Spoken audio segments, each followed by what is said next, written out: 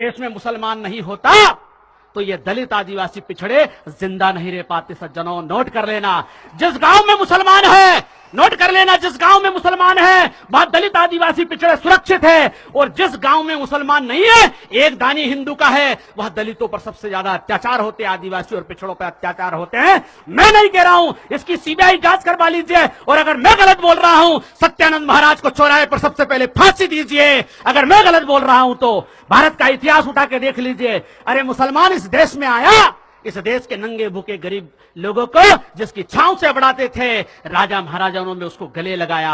अरे मलिक काफूर जो कहां का रहने वाला था, गुजरात का रहने वाला था, मलिक काफूर भंगी समाज का था। अरे उसके हाथ में तलवार दी, ट्रेनिंग दी, और उसको हिंदुस्तान का बादशाह बनाया। आपको पता है, भंगी समार समाज का नासरुद्दीन खुसरो, उसको दिल्ली का बादशाह बनाया। ये मुसलमानों ने पूरी मानवता को गले लगाया, उन्हीं मुसलमानों के खिलाफ जहर घोला जा रहा है। सज्जनों, मैं आपको कुछ बातें बताना चाहता हूं। इतिहास को हिंदू मुसलमान के नजरिए से मत देखिए। भारत में, हमारे राजस्थान में राजपूत राजा रहे, लेकिन राजपूत राजाओं ने इस देश में राज किया मुसलमानों के साथ मिलकर के, मुसलमानों ने हिंदुओं के साथ मिलकर के राज किया। इतिहास को हिंदू मुसलमान के नजरिए से मत देखिए। हल्दी घाटी का युद्ध हुआ, उसमें राणा प्रताप की तरफ से पठानों ने लड़ाई लड़ी और अकबर की तरफ से राजा मान सिंह ने लड़ाई लड़ी, वो हिंदू थे। आपको पता होना चाहिए कि शिवाजी महाराज को गिरफ्तार करने के लिए राजा मान सिंह गया था, लेकिन शिवाजी महाराज के सबसे अच्छे तीरंदाज, तोपखाने के इंचार्ज और उनके जहाजी बेड़े के नौसेना के इंचार्ज सारे मुसलमान थे। इसलिए सज्जनों, इतिहास को हिंदू और मुसलमान के नजरिए से देखना छोड़ दीजिए। हिंदू और मुसलमान के नजरिए से देखोगे तो आपको कभी भी सही तस्वीर नजर नहीं आएगी। एक दो बात और मैं आपको बीच में कहना चाहता हूं सज्जनों, कि आज इस देश में जो माहौल बनाया जा रहा है कि मुसलमान जब तक नहीं मिटेगा तब तक देश का भला नहीं होगा, ऐसी मानसिकता बनाई जा रही है। और विशेषकर हमारे दलित भाइयों को मुझे बड़ा खुशी हो रही है पॉपुलर फ्रंट के माध्यम से कि आपने इतना बड़ा मजमा इकट्ठा किया। दलित भाइयों, आदिवासी भाइयों के, पिछड़े भाइयों के पास आप जाइए, उनको गले लगाइए, उनको सच्चा रास्ता बताइए। सच क्या है ये बताना पड़ेगा। सज्जनों, जो लोग संविधान का विरोध करते हैं, आरक्षण का विरोध करते हैं, क्यों करते हैं?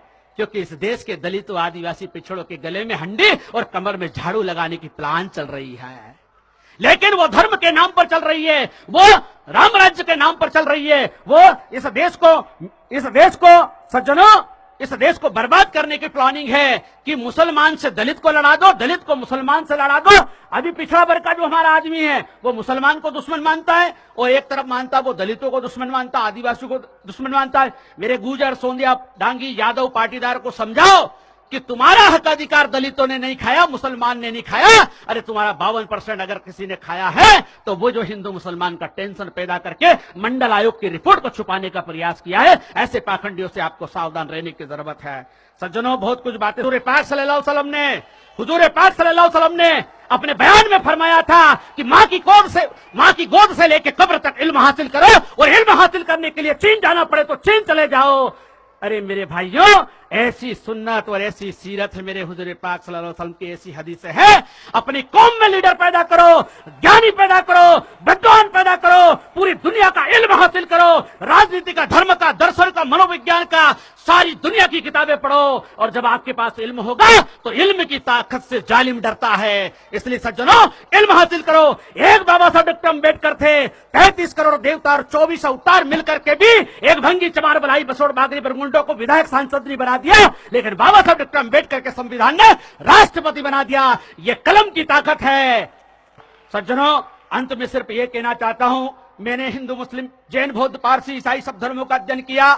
मैं कट्टर पंथी था, लेकिन जब मैंने इस्लाम, ईसाइयत, जैनिज्म, बुद्धिज्म, आस्तिक, नास्तिक पूरी दुनिया का अध्ययन किया, पता चला कि अब तोड़ने की बात तो बहुत हो चुकी है, जोड़ने की बात करो, तब जाकर के भारत माता की लाज बजेगी, इस देश की रक्षा होगी। तोड़ने के लिए बहुत सारे संगठन हैं, हिंदू मुसलमान का जहर फैलाने के लिए बहुत संगठन है, लेकिन मेरा विश्व हिंदू सत्य शोधक मिशन कहता है, हिंदू का भला मुसलमान और ईसाइयों के खिलाफ नफरत फैलाने से नहीं होगा।